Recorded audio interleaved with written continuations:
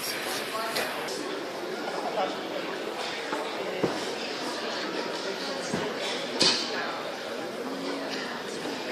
and gentlemen, a very warm welcome to you all.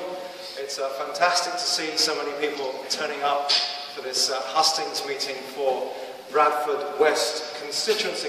Thank you so much for coming. My name is Jerry Levine. I'm the Dean of the Cathedral, and it's very good to see you all. And I hope that we're going to have a really good evening's debate tonight. There's actually been a Christian church on this site since the 7th century. This building here, where you're sitting, the nave where you're sitting, is a 15th century construction, which probably does make it the oldest building in Bradford. But it's joined behind me to a 20th century extension, which is what makes it a cathedral, if you like.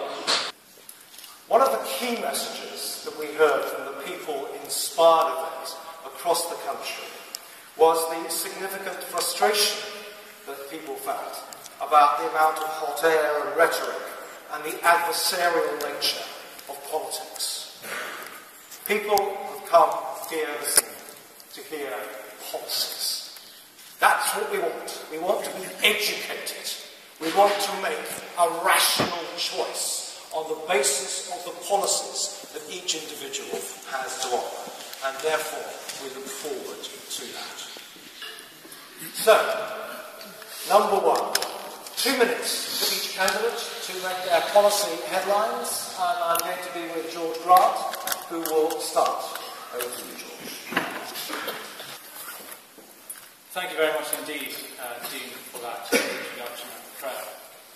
Some of you here may be familiar with that famous scene in Blackadder for the hustings of the Dunny-on-the-Wall Rotten Borough, where Blackadder assures his audience that his candidate will fight the election on issues and not personalities. On being asked why, he replies, "Because my candidate doesn't have a personality." I think we can be under no doubt that none of my opponents here this evening are without personality. But I fear that the hustings of Wednesday evening did have something of the Rotten Borough about it, and I do hope that we can have a better debate this time. We spend a lot of time in politics talking about the negative, and I'd like for a few moments just to talk about some of the things I think are going right. Unemployment in this city of Bradford has fallen by 30% in the past 12 months. That is a good thing. We now have a secondary school in Bradford West that has been rated outstanding across all key areas, where 2 years ago we had none. And that is a good thing. 80% of us in this constituency are in good health, and it is one of the most deprived constituencies in the country. And that is a good thing. That being said, I am not blind to the challenges. We've asked my 3 key areas. Number 1 has to be economic empowerment, creating jobs and opportunities for people, because that, for me, is where everything else starts. Secondly is community cohesion. I think we are too segregated in this city. I think there is a climate of distrust, and working to improve those relations based on our shared values is something that I will focus on very keenly. And thirdly has to be education. That is where empowerment starts. I think we have a number of brilliant schools in this city. Some are still failing. But I think that Dixon's Trinity, 1 in a million, these are schools that are showing real signs of improvement, and I'd like to continue to develop that further. So I look forward to sharing my thoughts more as the evening progresses, but I shall leave it there for now. Thank you very much. Thank you, George. Celia Hickson of the Greens.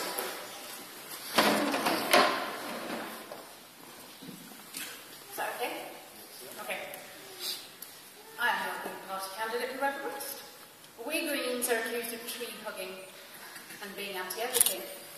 But when people are given policies without party associations, it is the policies of the Green Party that are repeatedly shown to resonate with the electorate. The Greens are the only anti-austerity party. Britain is the world's 6th richest society, and yet we currently have levels of deprivation not seen since the Victorian era. Food banks saw a 3-fold increase in families taking emergency food parcels last year, with Bradford being particularly hard hit. We have an economic system that puts growth in company profits well before the well-being of society. This has seen money concentrated in the hands of a wealthy few, leaving the rest of us to suffer at the hands of the coalition's ideologically driven austerity agenda, demonising those on benefits, whilst letting multimillionaires escape paying tax. The Green Party believes there is a positive alternative to this mix of one-sided growth and austerity, an economy that works for everyone. The power to create money must be taken out of the hands of private banks. We will separate retail and investment banking and act to control unscrupulous payday lenders. Many years of underinvestment in housing, through the failure of successive government affordable housing schemes, have resulted in a housing crisis that blights the life of many. We will invest in new social housing development built to high sustainability standards and bring empty homes back into use to ensure everyone has access to an affordable place to live. We will end mass council house sales and the right to buy, which has left a generation without access to social housing. As a proud Bradfordian, I want to see our city realise its potential. We have a great spirit of entrepreneurialism and a pride in our ability to live, work and play in communities that house families speaking 140 languages. We have world-beating courage, beautiful countryside on our doorstep, and a growing and vibrant young population with a hopeful future. Susan, thank you very much indeed.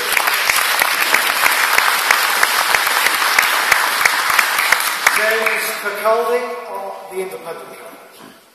So when I first read about the themes discussed tonight, I had that sudden feeling of divine providence. And I spent a very long time thinking, can I say that to you legitimately and not cynically? I think I can. I share many of the concerns identified by the Slide project. In fact, the entire reason why I'm standing is because I view the current political system as broken. I think what's happening now is that there's going to be a needed change in the nature of political representation. Political leaders need to become mediators of everybody's interest, rather than representing specific ones. And my first policy directly addresses this issue. I'm going to donate most of my salary as an MP to a community fund. I'm going to use the expenses system because apparently it's flexible to put more money into that fund and any other sources of income. I'm going to stream all my bank accounts online, so it's so transparent. And I'm going to initiate something called a participatory democracy. So I can meet with you, and we can all decide how we're going to spend it together as part of consensus building. My second policy, I'd like to use some of that fund to start a Farms for School project. I've met with many of the experts on climate change and want to advise the military government. And the message is we have 5 to 15 years to make a transition. Education is poor in Bradford, but it's the social and economic conditions that our children are suffering that are the bigger drivers of our attainment. We can do projects and schools can produce all their own food. We can bring the community in to do community farms. And if we do that, we create a community of learners. Because ability to learn is very much intergenerational. There are many other reasons. Our children need to learn these skills and knowledge. And we need to work towards the great hanging gardens of Bradford, an edible garden city. Our experts tell us this is required. My final policy is, if elected, I will use my power as an MP to address this issue of perceived corruption and political protection of criminal interests. Indeed, the West Yorkshire Police Crime Commissioner has sent a petition around about using the proceeds of crime and keeping them here. That is an ideal opportunity for a community fund that is democratically run and is truly participatory and consensus building. Thank you.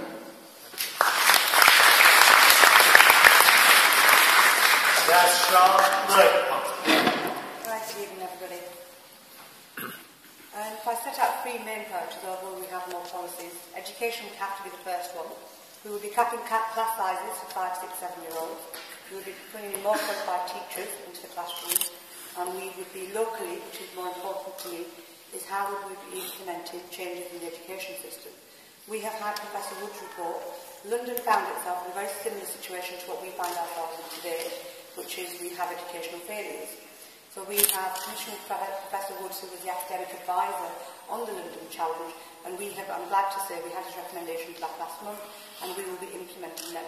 And and I will work closely with the local leaders, local councils, local portfolio holders, and indeed the schools to implement their recommendations and act as a critical friend to make sure that we are actually achieving change in our schools and turn them around. For young people, we will be abolishing zero-hour contracts if we come into government.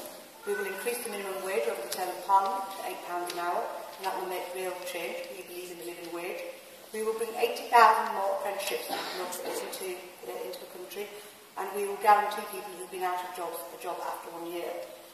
We will achieve all of this through creation of regional banks. Those banks will be able to target the funding where it's needed most for small businesses, which make 99% of the businesses up. And we will also be putting £6 billion devolving that through the LEPs for local enterprise partnerships, and I will be at that table making sure we take what we need for Bradford and making sure I argue for that. So we have to be in them discussions to be able to make sure we fly the flag for Bradford. So we need to turn to the Labour MP and Labour government to be able to achieve all this. Finally, for me, as touched on before, is community cohesion and community development. I come from a grassroots level. I've worked in community development and I've worked my way up to regional levels and national levels and have been an activist for over 20 years. I intend to use all that activism and that community development experience that I have. I currently chair a mental health charity, one of the largest BME mental health charities, and I will be bringing that approach into the community because I believe in people, I believe in leadership, and I believe we as a community have those solutions. So I'll be working with people, for the people. Thank you.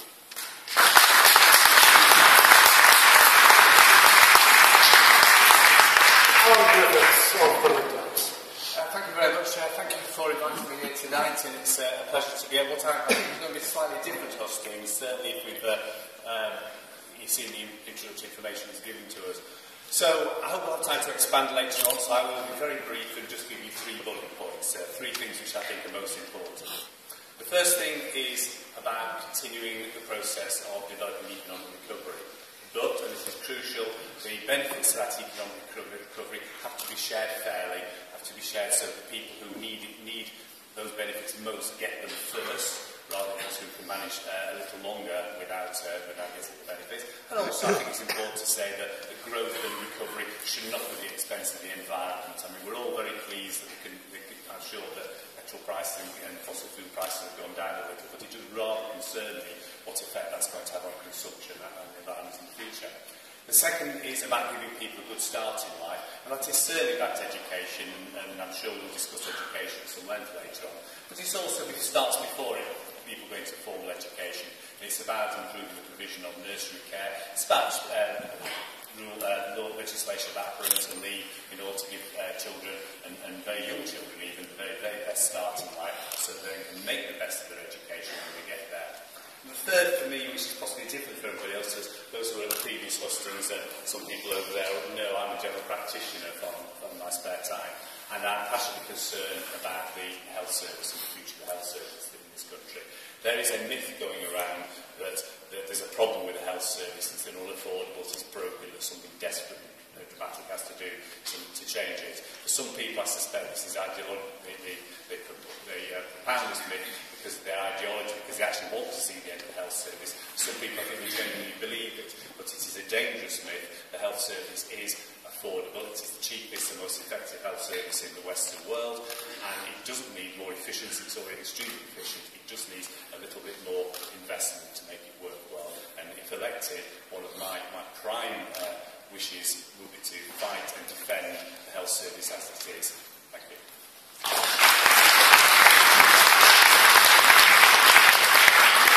George Galloway, of respect. My day began on the Sikh Vaishakhi parade and was followed by a Muslim wedding in Marion Lane, and then a mixed birthday party, and has ended in a cathedral. And as the sunshine finally breaks through and dapples the Yorkshire stone, we can see Bradford as a city of gold. And it's the Bradford that everyone in here loves. When I arrived here 3 years ago, there was a big hole in the ground where now there is a Westfield. The Odeon was falling down in the hope that it would fall down itself rather than have to be knocked down. Now it's been saved. No sooner had I got here than the threat to close the National Media Museum became real. And a campaign was mounted, led by me, according to the Minister himself, Ed Vasey, the Culture Minister of the Conservative government, and we saved it. And we need to do more, much more of that. The principal problems in this city of gold, with 50% of its citizens being under the age of 25 by 2020, the youngest city in Europe, are jobs and education.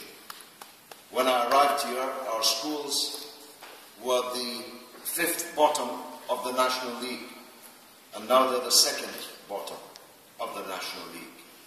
And we have to do something very dramatic for that 50% of our city who are young to drag our school standards up. I've been calling for the London Challenge to be implemented here in Bradford.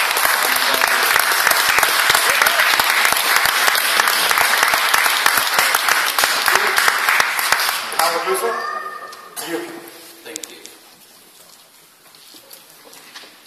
Good evening. Thank you for the opportunity to speak in this beautiful building tonight, this place of worship. It's an honour. George over there waved off a few of my policies and a joke to go with it as well. So let me start with a little joke for you.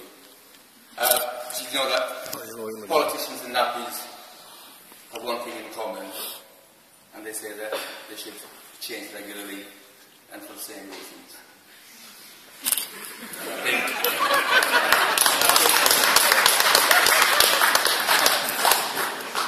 the time is now for a change. Hopefully that will embrace that change. UKIP has, over the previous few months, been outlining our policies to address the many and varied problems facing us in the UK. We took it upon ourselves to voice the concerns many in this country are thinking about, but which the establishment parties did not have the nerve to say. When we in UKIP pride ourselves for common sense, a common sense approach to tackling the issues that face us. To that end, we propose some of the following policies. We've scrapped the deeply unfair bedroom tax and the abominable Atos, or Maximus, as it's called now. We've spent extra £3 billion on the NHS and keep it free at the point of delivery. This is the message that the Labour activists around the country are finding it hard to take on board and keep on pushing their lies about UKIP through people's letterboxes. We must stop. 15 seconds. And stop, and we also will stop interfering in foreign wars, which we do not need to be there for. I'm sure that all these policies will be discussed later on in detail, so for now, thank you. I think that's a cracking start, actually. 2 minutes, each of you has kept to. Wonderful, superb stuff. I'm going to move on to some of the issues now that came up. And the first issue is this. I'm going to begin with Celia. I'm going to work this way. So George is going to be last. Education was the primary... Can you hang on a moment? We've got issues that we've got here. I'm given to understand that unlike most fora like this, where the audience who have put the questions actually stand up and ask them, that you're going to ask them on our behalf. I wonder if you could just tell us the rationale behind that. Well, the rationale simply was to do with the fact that these were, I'm asking on behalf of other people, because they were questions that came out of a public meeting on March the 16th, and that's the process that we're going to try and adhere to tonight. So the first question is about education. Education is the primary concern of the people who attended the People-inspired event. Bradford schools, as we've heard, are deeply challenged, and the question to the candidates is, what will you do to make sure achievement at Bradford schools improves, and and with it the life chances of our young people. So, no, Susan. Okay. Well, as I'm elected as your MD, Chair, could the people use the microphones? It's very hard to hear. Yes, here. Is that better? Thank you. Can you hear me now?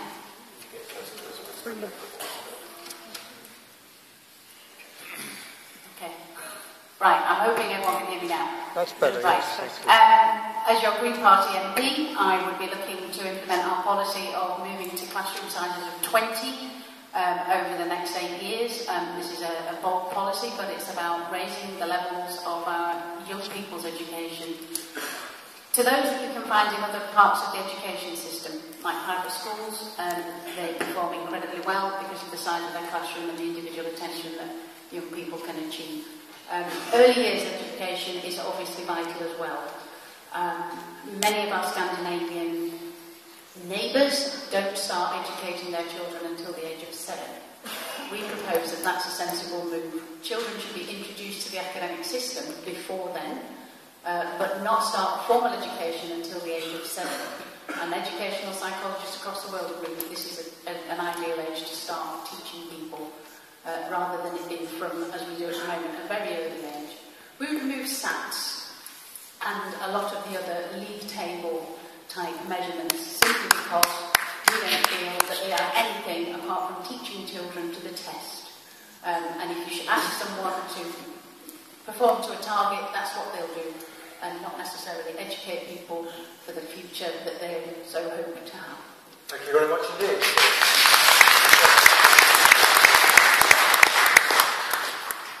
I've taught professionally, both at university and also most of the schools in Bradford, well, quite a few.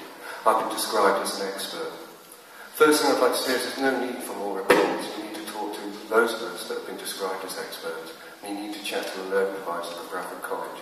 We know the issues. I tend to agree with Celia, but as an independent candidate, I want to look at the major drivers for poor educational standards, and it is down to the conditions required for a child to learn effectively. As I suggested, food is a huge part. Another big part of our schools at the moment is drugs. A lot of our children are smoking a lot of marijuana. One particular school I worked at, an entire bin liner of drugs bags was collected for an Ofsted inspection. And it relates back to the third policy I raised earlier. We have to look at engaging this educational issue holistically. We need to create communities of learners and bring the community into our schools. And that's why I've suggested this Farm to Schools project. I've actually already liaised with Clive Opie, who's the head of the teaching school at Bradford College. And there are lots of opportunities for collaborative work. I've already begun that process for you. Thank you. Thank you, James. Naz. We've already talked about capping school class sizes, so we'll be doing that for 5, 6, 7-year-olds. But on a personal level, for Bradford in particular, as I've outlined before, that is one of my key pledges. And one of the things we must do is engage with people, and at the moment there isn't that engagement. So for example, for an MP to be engaged with the portfolio holder for education, to be engaged with the leader of a council. If we have a Labour MP and a Labour councillor that we have at the moment, we'll be able to do that. I will act as a critical friend on a personal level. I have a reputation for holding account, people to account and institutions to account, and it is my track record.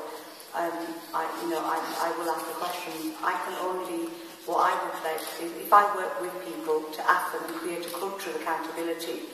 And at the moment there's a big download in terms of education. I really do feel that that's across communities and it's no different in statutory services. Whereas if we engage properly and we show that leadership, which is what my strength is, and bring people together, we can create that accountability. From a community development perspective, so that's at the strategic level and that's at the school level, but from a community level, about engaging people or taking ownership of the issues for their children's learning, I think that's a huge challenge for us. I think for families to, because we are, with the austerity measures, we have so many stresses in the average family household, where people have lost jobs, where people have lost benefits, where people, it's impacted on people on their finances. And that is a huge issue, and that kills motivation in families, and we need to have that prosperity in education, and we have the poverty of aspiration we need to address.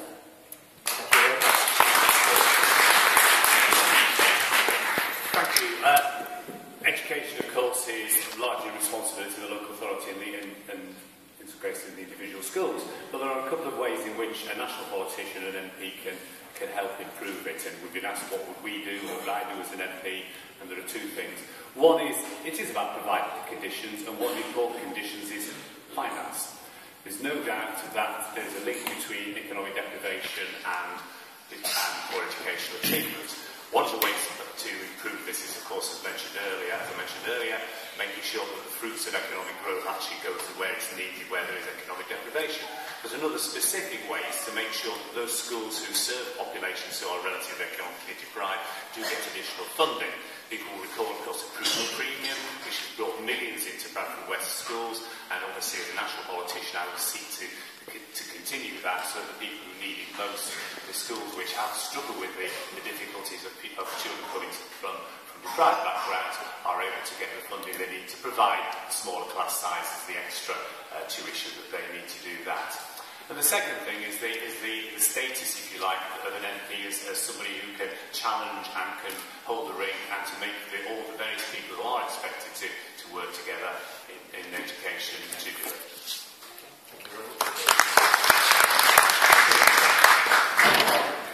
Well, Tower Hamlets, which has exactly the same economic profile as Bradford and exactly the same demographic, is 15th in the National League table out of 155 places, and Bradford is second bottom. Every child has the same amount of money spent on him or her in Tower Hamlets as they do in Bradford. So there's a special Bradford X factor in this. Now, a football manager who was second bottom of the table and falling would get sacked if they didn't have the decency to resign. And I've been calling for that for the last 3 years. Because if you keep doing the same things and expecting a different result, according to Einstein, you're mad. And I think that it's time we had a dramatic change in how we run our schools. We should hire the people who ran the London Challenge and bring them here and let them set the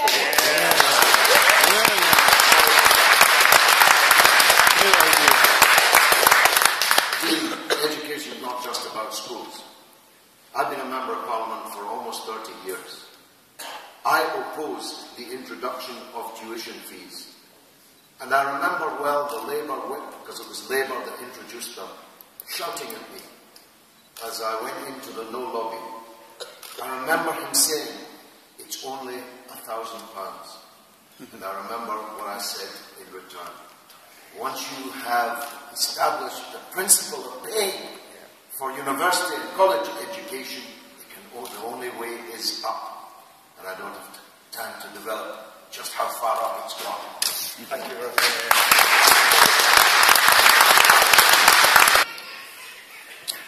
I think, for me, I like to look back and see what has happened to education over the past few decades. And I think what politicians try to do is to homogenise every child, trying to make them achieve the same things, the same goals. But sadly, although everyone should be given the same opportunities, but not everyone has the same abilities. And we must try and nurture what abilities and capabilities a child has. And we used to look to do that through the education system, and used to select the bright ones and pass them down another channel, and then help the ones that were a bit behind and bring them up as well. But what we've been doing is to bring the ones that are shiners, bring them down to the level of where the ones people were behind. grammar schools were an ideal way of education, and I think over the years we've lost that. UKIP would like to bring education, the grammar schools back, and also as far as the higher education is concerned, we would like to abolish the tuition fees for, to start with, for the STEM subjects, which is science, technology, engineering, maths and medicine. Labour has been... Thank you. Right. Going to move us on to another issue that... sorry, George, do take it. Poor old George at the end.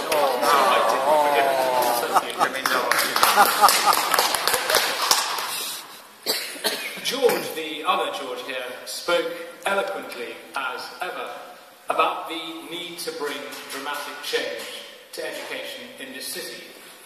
Well, dramatic change is beginning to take place to education in this city. And it has been, well, I will answer your question if you allow me to continue. The big problem with education in Bradford is not so much at the primary level, it seems to me, the secondary level. Now, as I mentioned, 2 years ago, not a single secondary school was rated outstanding by Ofsted. Fair few at the primary level were, but not a single one at the secondary level. We now have a situation where of the 6, one of them, Dixon's Trinity Academy, is rated outstanding. And that is because of very serious changes that schools like that are taking. I visited the school, it's quite the most extraordinary place. 50% of the pupils come from the most deprived areas in the city, and yet they are shining in an extraordinarily successful manner. So it proves that economic deprivation doesn't inevitably have to lead to lower educational attainment, and I think that's very, very encouraging. That being said, the pupil premium that Alan has mentioned I think is very important.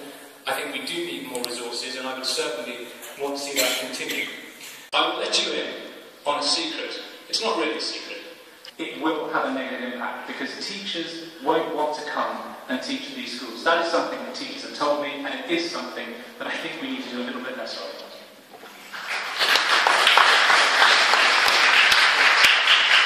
What will you do to ensure that Bradford gets its fair share of attention and investment? And so I'm going to start with James for that, please. Well, I tend to agree with the assessment. I do the box, but I want to lay out a way to show people how we can be more involved, how we can do consensus decision-making models, how we can actually participate in a democratic system. There are a number of ways we can do this. But we have to complement this by face-to-face meetings and building consensus that way. Thank you. Naz.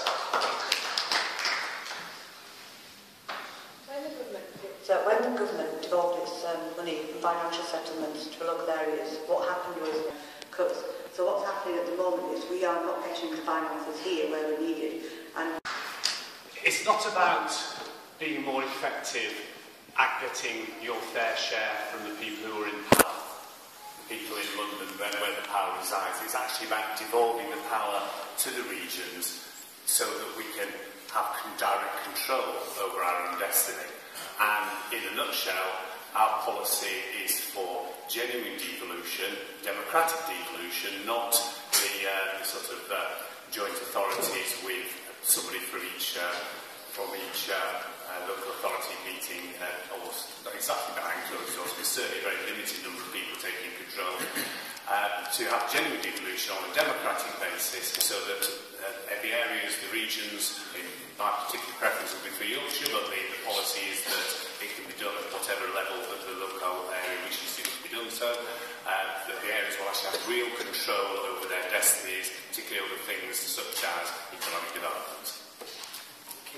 Well, there are in fact 5 members of Parliament in Bradford, and Bradford's problems didn't begin 3 years ago. They began more than 3 decades. The people that have been running the city for those 3 decades and more have rather greater share of responsibility for where we are than somebody who's been here 3 years. When I was at the table with the Culture Minister, with the other Bradford MPs, I should say, all of them, all party, when we were at the table with the Minister, the point we were making to him was that Bradford only has one national institution, which is the National Media Museum, and if you close it, you're making us a cultural as well as an economic desert. And that argument was persuasive. Now, I have been pushing for the HS2 to be extended north and for real rail links for us to be developed, including cross-city rail links, where we have an absurd situation of two unconnected railway stations. That's the kind of economic development we need, and I look forward, if I'm elected in the next Parliament, with a more sympathetic government, I hope and pray, if I'm allowed to say that, Dean, I look forward to pressing that case that Bradford, which was an entirely comparable city to Leeds 40 years ago, and is now the poor relation. My last point, I'm the person who take, by the way, 76% of all motions brought before the Parliament about Bradford in the last 3 years were brought by me, tabled by me. One of them was that the Leeds-Bradford conurbation should have exactly the same political and economic power as Greater Manchester has now been given. Real devolution of power, a super authority here in this conurbation. We very badly need it.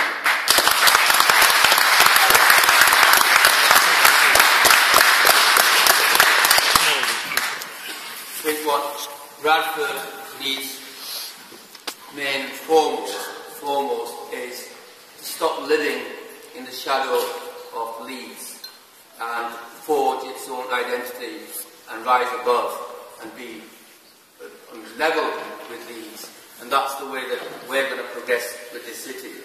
We have to, people I've spoken with, this is what they always say is, Leeds has got everything, we have nothing. Why have we not got anything? Because the politicians, the previous politicians of the city have failed you. That's why we've got all these issues now. And you need a strong parliamentary candidate who will speak for this city, and the voice will resonate like it does in this cathedral, and get what we need to make this city strong again. And I have a vision for this city, and God willing, we will get there. The question was about what we can do to rectify the imbalance between London and the South East and the North, and above all, the city of Bradford. Every candidate that has answered this question so far has talked about how more government money and more government intervention, to a greater or lesser extent, will solve the problem. That is not the case. London is not the powerhouse of the British economy because the councils are getting more or less money than Bradford Council. Government money alone does not create jobs. There are things that the government can do. I never thought I'd say it at Hustings, but I agree with George. HS2. Cross-party solidarity. HS2, but particularly HS3, connecting the rail infrastructure between the northern cities, I think is something that is self-evidently important. But you need to create the conditions in which individuals, you, me, as private citizens can succeed. So there are things that we can do. There is in Bradford at the moment a very good example of this, the City Centre Growth Zone. It's a joint government council initiative in which businesses that want to move to Bradford and create jobs will be given capital grants of up to £160,000 and business rate relief. I would like to see this extended so that businesses that pay the living wage to their employees, get further business tax reductions in order to pay for it. You have to create the conditions where business and enterprise can generate jobs and opportunity. Simply tinkering around the edges and talking about which council is getting which money, I'm afraid, is not going to be the answer. It hasn't been the answer for 30 years, and it won't be the answer for the next 30 years. Celia, what about careers? I agree with both Georges, bizarrely, in that we need to move to HS3 before we start with HS2. The fact that we have some pennines in between Leeds and Manchester that make journey time ridiculously long is ludicrous in the 21st century. One of the Greens' policies in terms of long-term planning is to move government departments out of London. There's opportunities for Bradford when that happens. There is absolutely no reason in the 21st century why the whole of government is concentrated in a tiny little area in the centre of London. We've done it for all kinds of different departments before. I mean, we used to have a great big HMRC office down the road in Chisley. And one of the things that the Green Party is interested in doing is restaffing the HMRC so we can actually trace down some of these tax evaders. So we'd be interested in trying to develop something that's been promised for a while, this northern powerhouse. But we feel that in order to do that, there does have to be some government intervention, George, I'm afraid. And if we can develop business from grassroots, that's great. But also we need to be thinking about the wider policies of moving government from central government into government that's more local to all of us.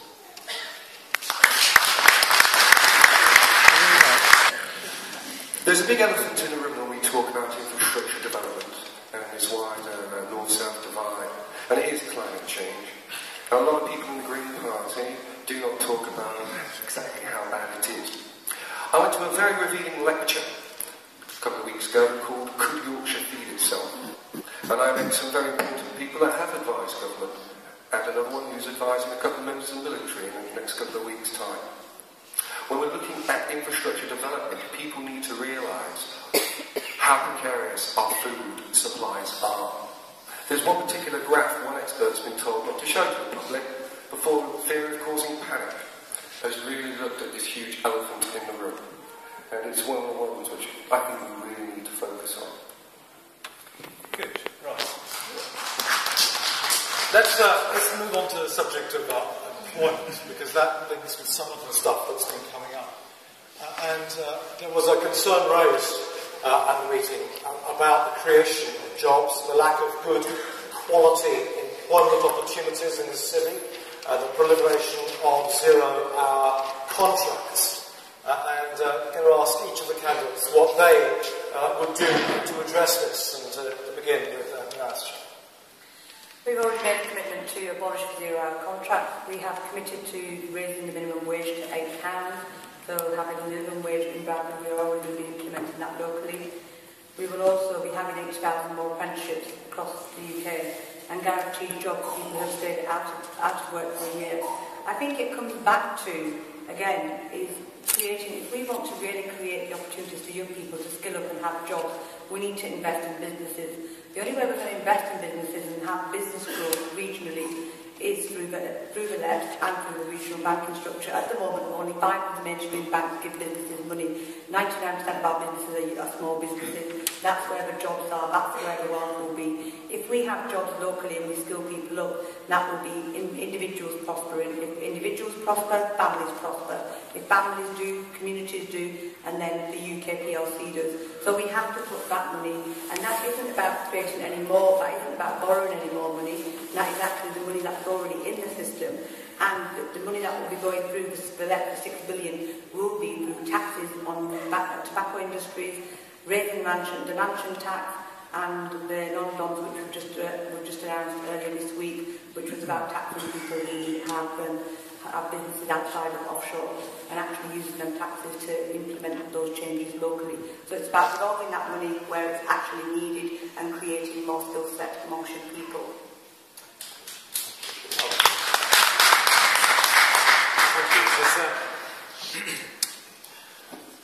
There's a mixture of things that can be done.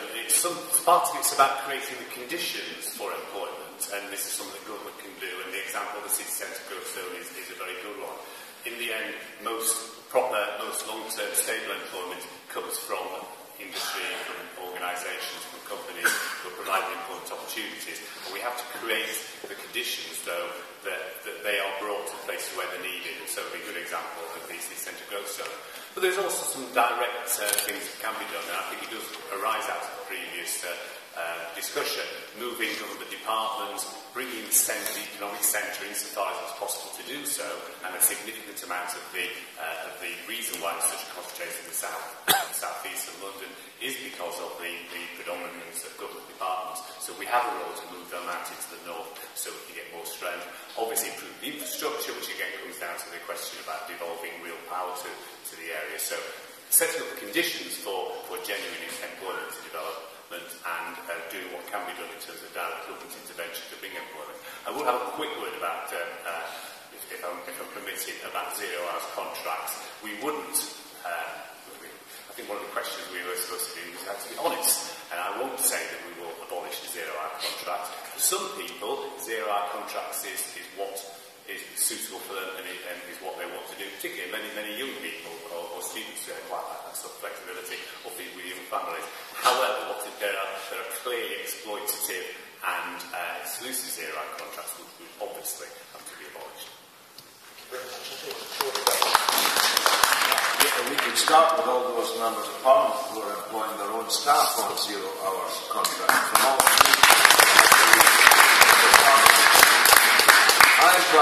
I've been campaigning to close down the House of Commons and move it to the north.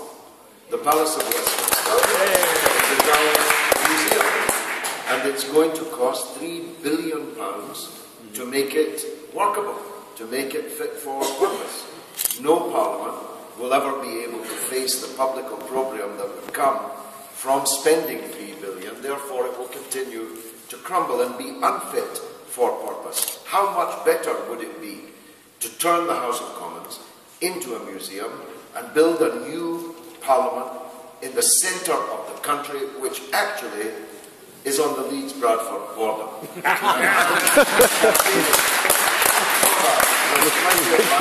A great many jobs, construction jobs, service jobs, and supply jobs would be created by that. Now, George Grant talks up the private sector, and there is no place, surely, anywhere, more entrepreneurial than the population that's sitting in front of us right now. I mean, those people here can turn a plastic cup full of sweet corn into a business and an industry. We have fantastically industrious, hard-working people here. But George, they need government, local and national government support, because small companies, of course, proliferate. A lot of them go bankrupt because of a lack of support and a lack of purchasing power in the local community. So why should Manchester, with its already pre-existing economic powerhouse status, have got the BBC? Why didn't we get the BBC? And if we can't get the BBC, why can't we get the Parliament? And if we can't get the Parliament, let's have some more government departments redirected here. And we need this Manchester-style political and economic powerhouse. We need that here in the Leeds-Bradford conurbation. I don't agree with Harry on many things, and I don't agree with this point that we need to separate ourselves somehow from Leeds. I think that's foolish, with all respect. Leeds is only minutes away from here. It's already booming. Let's put a hyphen, like Dallas, Fort Worth, like St. Paul's, Minneapolis. Let's put a hyphen, like we have at the airport, between Leeds, Bradford, and make that the economic and political power.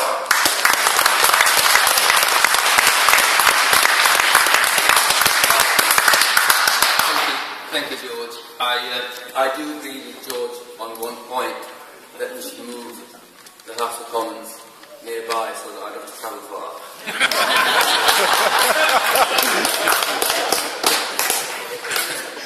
And the second point you made about Leeds, I did not say that we should divorce ourselves from Leeds. Far from it. All I said was that we should not be living in the shadow of Leeds. My father worked in Leeds, West Yorkshire Foundries for 25 years, and so no, Leeds is, is a part of us. But it's forging our own identity that's important. Bradford should be its own strength. And we have so much talent to create wealth and jobs in this city. And I must add, I have to sort of, as a UK, if I don't mention immigration having an impact on the jobs, I wouldn't do justice. But immigration has had an impact, a major impact on the jobs in this city. And all we say is let's control the immigration side, and we can prosper on this side. Thank you very much. Aaron, you can clap if you want. The question was, how can we create better paying jobs in this city? If I own a small business and my takings are down 30%, I have a choice. Either I can pay my employees less, or I can lay staff off altogether. It is a very simple calculation. The most effective way that you can get better paying jobs is a growing economy. What about the banks? I think it is, I will come on to the banks. I think it is an extraordinary thing that in the past 5 years more jobs have been created in this country than in the rest of Europe put together. Because they don't know how many hours they're going to work each week. And we would plan to move away from those, and even away from the terminology. 0-hour contract is casual labour, but it's casual labour that's been exploited, and that exploitation should end. In the Green Party, we will both see growth in jobs in terms of renewable energies and sustainable energies. And as I spoke about earlier, we would hope to build over 500,000 social houses, which obviously will create jobs in the construction industry.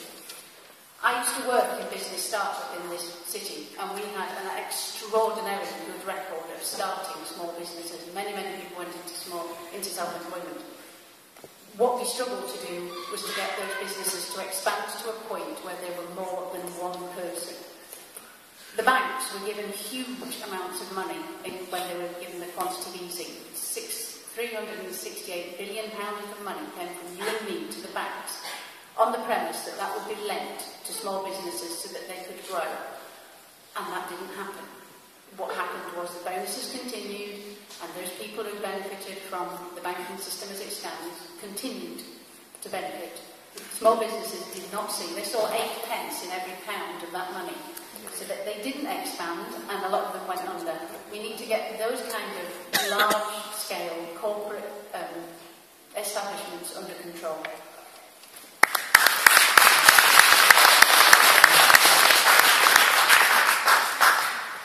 Most of the other candidates here have all talked about operating within the existing system. I'm actually proposing to produce real jobs through some of the projects I've been looking at. One thing I'd like to talk about is something that happened in Iceland with the banking collapse, loss of jobs, and the approach they took. They had a soft social revolution, and it's not been really reported much here. They actually surrounded the Parliament building. They bashed pots and pans until the government stood down. Then they started taking some of these bankers to court. And people that had invested in the Icelandic banks had started suing them successfully. Bradford Council invested in the Icelandic banks, but they have yet to go pursue some of those funds again, to my knowledge. There are lots of opportunities, if we get it together, to address this issue of what is a corporate and banker robbery. The economy is not that strong. It can tip. It's on a knife edge right now. But how do we go down to jobs? We're going to have to start creating them ourselves. We're going to have to start coming together, thinking about what our needs are truly going to be 10 years down the line. That's about all I have to say on this. Thank you very much, Thank you. I'm going to move on to a slightly different issue that we were asked to consider. This is about something that the bishops of the Church of England have written about. They call for a dialogue about the kind of society that we want, how we relate to each other how we relate to the environment and the potential of politics to achieve that. And that's, of course, based on the foundation of loving your neighbour. I'm going to ask the candidates how their policies work towards a society in which everyone, rich and poor, people of faith and no faith at all, understand and accept and respect each other and work together in community. And I think it's time for me to begin with Alan Griffiths. It's not technically, but I'm very happy to go first if you like. Yes. All right, sorry, I'll try my one here. Let's try that. To me, it is about fairness and respect. We have to. We all are individuals. We all have individual needs and desires, and it's not possible to create a society in which everybody's desires and needs and wants are sorted, are made to their satisfaction. And one of the problems with politics, and one of the problems I think politicians happen, and possibly in the root of some of the difficulties that traditional politics is in at the moment, is that it's very hard actually to say that to people. Sometimes you have to say, you're not going to have everything you want. And very often when politicians are accused of not listening to people, actually politicians are listening to people, we're just not able to give you the answer that is satisfying to you. And it is difficult, and I think it's worse in this media age and this social media age, and it's very easy to get very excited about a particular issue and say this must be done, and somebody else might feel just as strongly about something entirely opposite, and how do you deal with it? The only way to go forward is to try and do it in a situation of respect for one another's views and honesty, so that we say that you respect somebody's views, you respect somebody's needs, but actually you can't always provide exactly what is wanted. In terms of specific policies, I think it is about fairness. I think it is about remembering that we have a responsibility to one another, and we have a particular responsibility, those of us who have power, and even the most menial politician, or lowest councillor, or lowest parish councillor, has some power. Those who have power have a duty and responsibility to use that power in a way that benefits those who have less power. So I think that's the principle. It's impossible to detail it in terms of individual policy.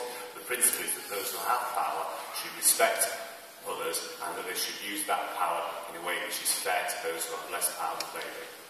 Okay. George, go. In a church once in Scotland, Mrs. Thatcher infamously said, "There is no such thing as society, only individuals." Now, I so profoundly disagree with that. I'm going to quote the former Labour leader Neil Kinnock's response. He said, "No such thing as always, only now. No such thing as us, only me, me, me." And the philosophy that Mrs. Thatcher personified is a fundamental part of the problem in our society. There has to be us. There has to be us. There has to be always. There has to be unity and a recognition of consequences. As one of the leaders of the anti-war movement in Britain, then and now, we made the point that if you go around the world making war on Muslim country after Muslim country, you're going to end up at war with the Muslims at home. If you pump the airwaves and the media full of Islamophobic argument to support the war, the people at home are not going to differentiate between Muhammad, who runs the corner shop, and the tyrant that you say we have to go halfway around the world to overthrow. You're going to sow division, disunity, and acrimony, even hatred in our society. And that's what we have to stop doing. We have to stop doing other people's countries. We have to spend the money that we don't spend invading their countries on our problems here at home. And we have to unify our people on the basis of mutual respect and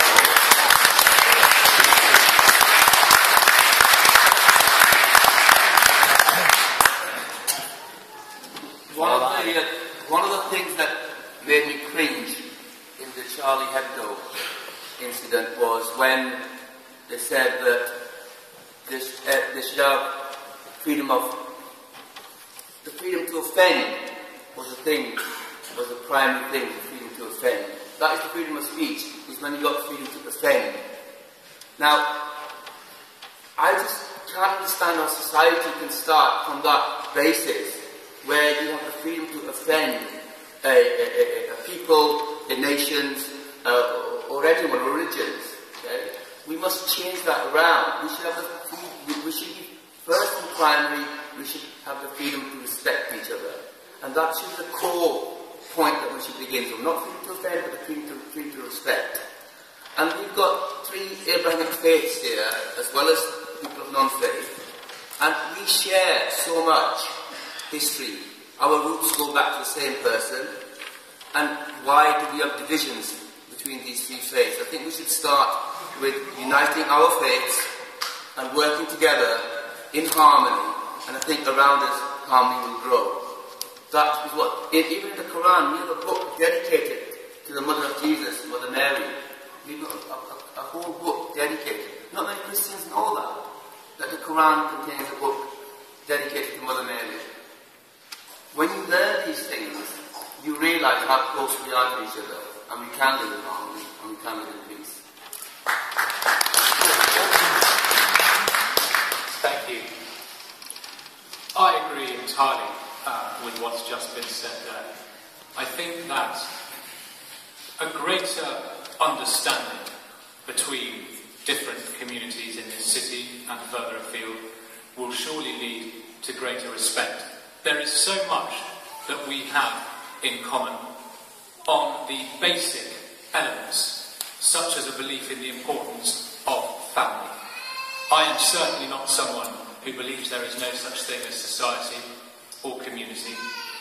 The importance of education, the importance of enterprise, these are things, it doesn't matter if you are Christian, Muslim, Jewish, Hindu or no faith at all, that we have in common. And yet so often the talk in the media and elsewhere pretends that we are a world apart from one another. And we did a calculation the other day, my father and I, that if you took all the world's wealth and divided it equally, every single one of us will be left with approximately $35,000 each, everyone in the world. If for that one utopian moment we all had the same amount of wealth, and you fast forward 12 months hence, what do we think would have happened? Chance and mischance, genius and incompetence, fortune and misfortune would have taken their toll, and you would have inequality again. We need to work towards redressing inequality, but politicians have to be honest with the public about the limits to what is possible. Because when you promise the world and you can't deliver, that just leads to more cynicism. And I think that is deeply unhealthy for politics and for our society.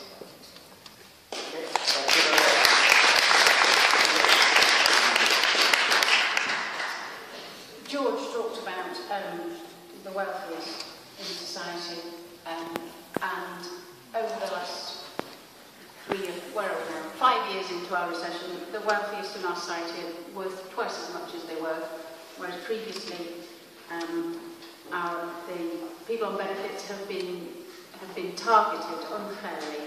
Society is measured by the way it treats its old, its vulnerable and its poor, and we are not treating them fairly.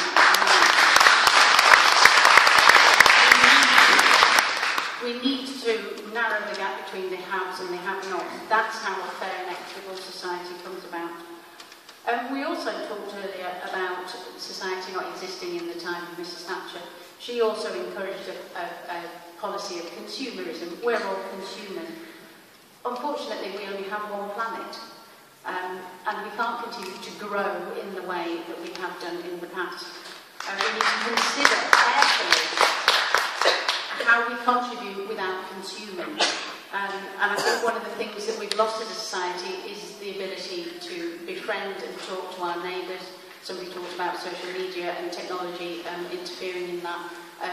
There are many, many ways we can interact with each other, and green and local politics is a really good way to start.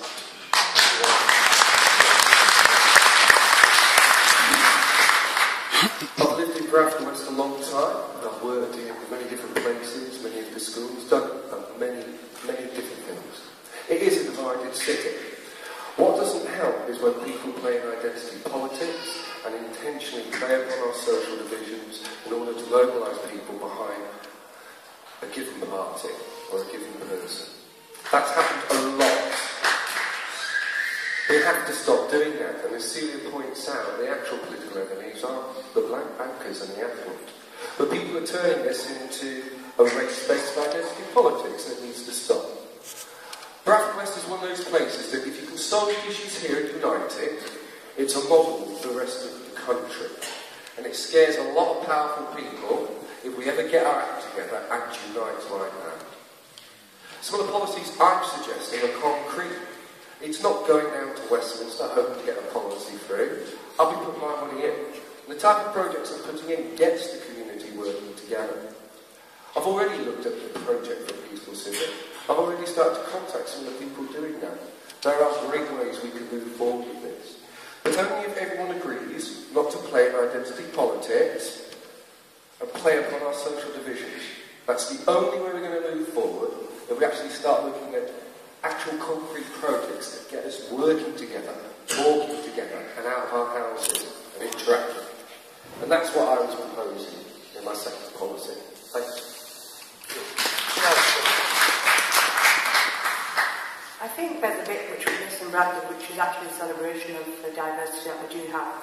I feel really, really strongly that we have got people who actually, this room is testament to the diversity and how we do live amongst each other and how we are as a community. I think Bradford is one of the most diverse communities that I've ever come across. So for me, the thing to me is that poverty has no religion, poverty has no gender, poverty hasn't any class. What it has is it's a common thread, which is about people people can be plunged into poverty, from the echelons of society to the ones who are at the very bottoms who can't get out of benefit traps. And I think we have to do something and use the policies that we have as a government and the infrastructure that we have to actually empower communities. For me, on a personal level, that comes down to grassroots intervention. When we have the austerity cuts at the moment, we have literally strangled our economy where people are afraid to spend. Until we don't start spending, we don't get people that feel good about themselves. And when they don't feel good about themselves, they will interact less with their neighbours, less within their own families. So I think there's a mental health issue there that we need to look at. And if we address all those poverties, then people will play a part in society. If you don't feel good about yourself, you're not going to be feeling good about your family, about your neighbours, about the community. So we have to address issues around poverty to be able to alleviate poverty and get people back in society on an equal footing.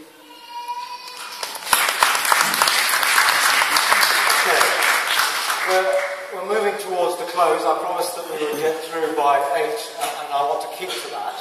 And so, one last question to take to the panel is about involvement with politics. I'm going to come to George Galloway first on this one. There is a continuing level of concern that politicians are far removed from real life. People would like politicians to be more approachable and accountable to local people. And they'd like to be more involved in decision-making. How would you ensure that you engage with your public on that particular issue? Well, I have a surgery every Saturday morning. I've had 140 of them precisely, and 4,027 precisely constituents have come through the doors or through the portals of electronic media. I've dealt with more than 4,000 constituency cases. I live at 66 Wetland Hill.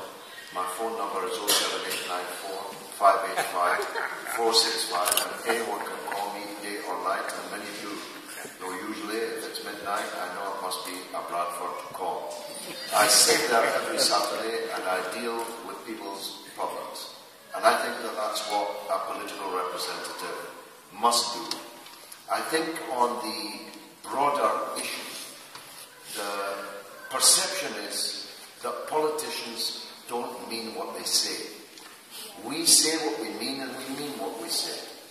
We don't say one thing to one group one day and a different thing to another group the next day.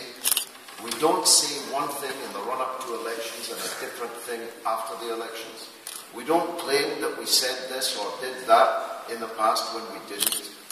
We believe in the integrity of the democratic process. And if you'll permit me just a few seconds, I want to agree with the Green Party on this. There is no reason why democracy needs to be something that happens only once a year or every 5 years and in a school on a Thursday, often when it's raining, sometimes when it's dark. We have the means now. We can transfer thousands of pounds across the ether in banking transactions and so on. We can securely arrange a way that people can be democratically engaged constantly, electronically, and safely. And I think that we're moving into an era when the idea of parliamentary politics as we have known it, or even council politics as we have known it, is going to be superseded by a constant, almost daily interaction with the public. And it's perfectly possible to arrange that. We're going to have, Harry, more referendum. I've just fought one to try to save the unity of this country in Scotland. I'm going to be fighting one in 2017, if there is one, a referendum to try and stop your crazy policy of taking Britain out of the European Union. To be more directly engaged. Don't leave it all to the politicians, especially the politicians that we have seen with their expenses scandals and all the discrediting aspects of their lives. We need popular power, poder popular in Spanish. It's a slogan I have always advocated.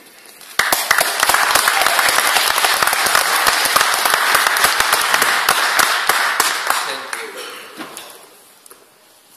I've moved to Bradford. I should be living amongst my constituency and serving here 24/7. So that's my starting point, is to be living amongst the people that you're going to serve. I've started that, and I should be here. Referenda that is being offered in 2017 by the Conservatives is a hoax, because they know that something will happen in early 2017 which will prevent us leaving the EU, and everybody's been duped with that promise.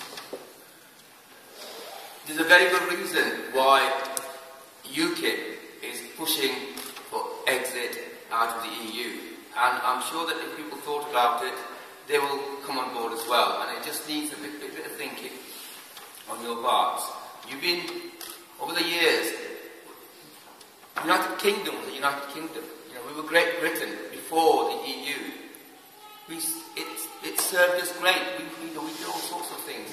But since we've been in the EU, we pay £55 million a day into the EU. We pay £1 billion per month for foreign aid.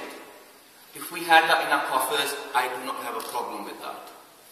We are borrowing to give away. We can't borrow to give foreign aid. We can't borrow to keep on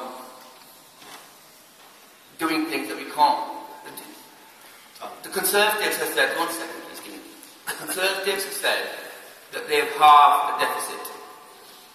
They have doubled the national debt in that time. Nobody talks about the debt they've doubled. Let's just go back and think about what they've done to this country. Right? We want a country back, we want Britain back, and that's the starting point by leaving the EU.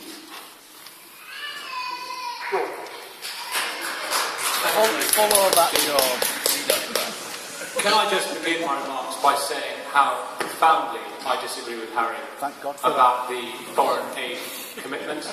I think it is one of our proudest achievements that we are delivering foreign aid, 0.7% of our GDP.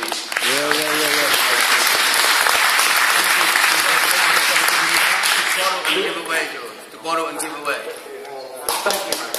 The question was about politicians and how we can be more in touch, to use that ghastly phrase, with the public.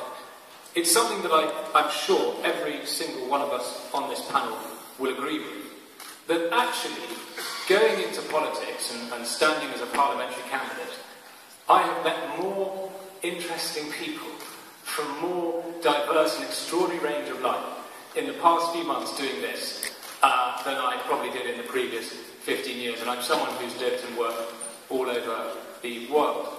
I think the problem is not so much that you have politicians who are totally divorced from the public, although clearly there are some, but it's the perception. And perception very often can divorce itself from reality.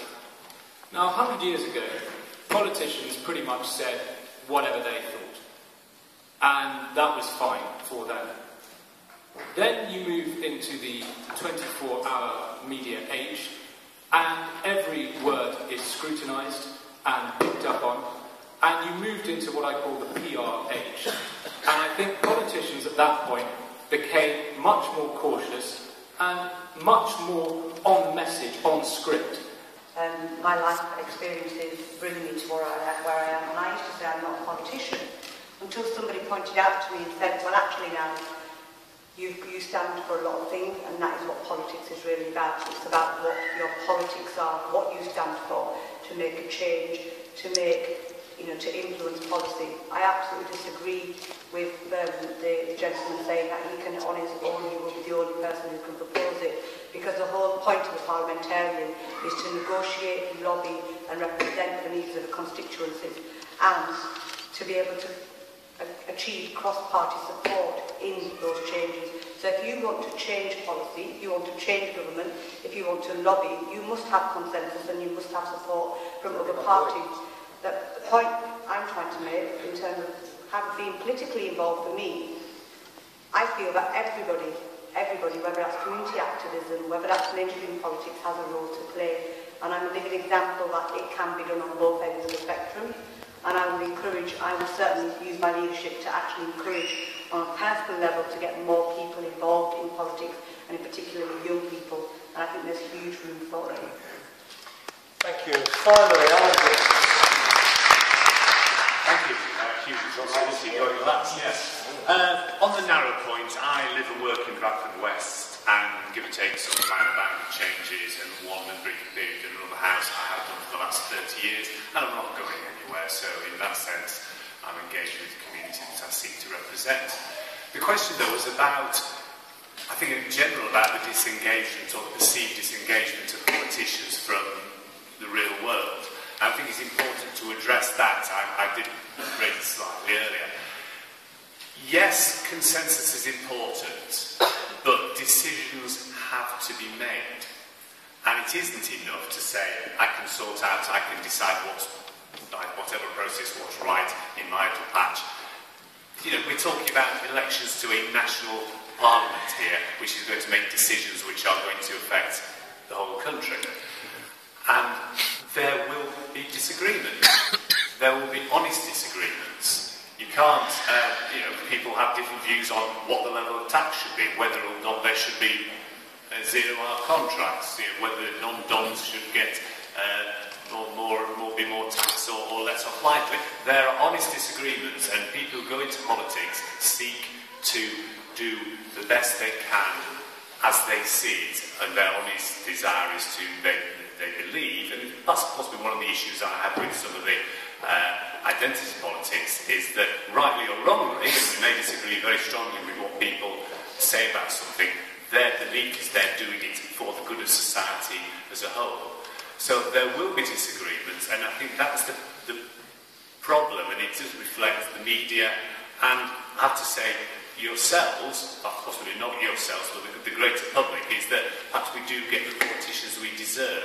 Certainly with the rise of 24-hour broadcasting, and I suspect even more so under the conditions of social media and the ability of everybody to be a broadcaster, politicians are going to find it very difficult to actually be honest and say, no, you can't have what you want. No, this is wrong, because they approve and they get heaps on their heads. Nobody ever says nice things about politicians. If you, what you've got, very rare says nice things about politicians, but you can be sure that if you put a foot wrong or say something which a small number of people disagree with, you will get your all over social media and the national media as well.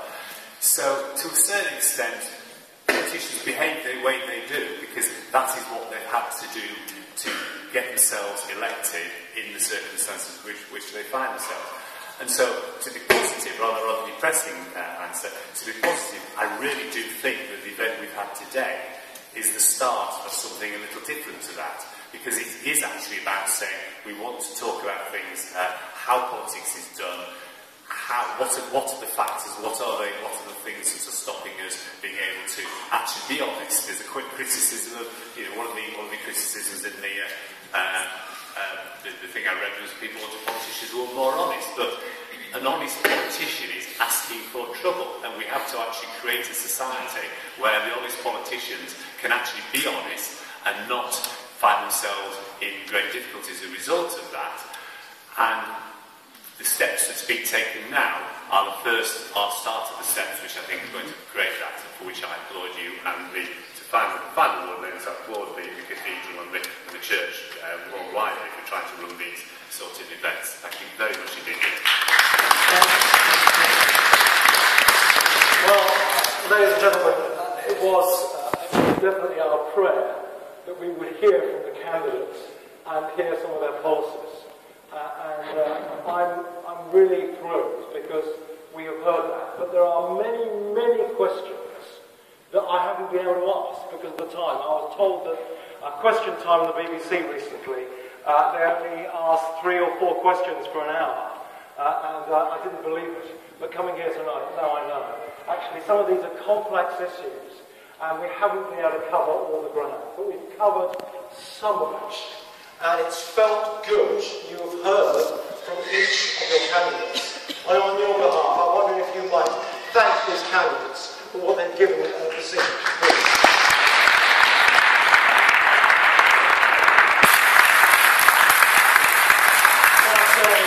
Conversations will go on. I know they will. The cathedral does need at some stage this evening to be locked up. It'd be great to see you. Thank you so much for coming. It's been really exciting. And St. John's, thank you very much.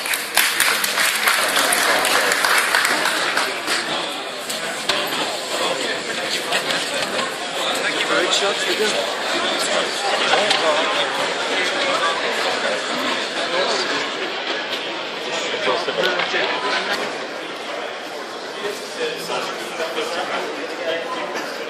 Oh,